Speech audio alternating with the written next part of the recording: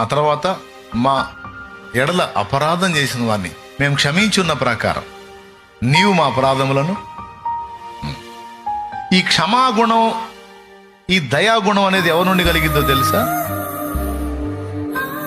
ఆయన నుండే కలిగింది.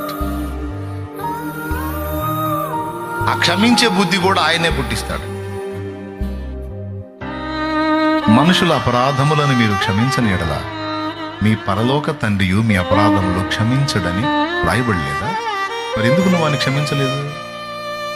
నువ్వెందుకు ఆమెను క్షమించలేదు? ఎందుకు క్షమించకుండా వాళ్ళని పదే పదే సాధిస్తున్నావు?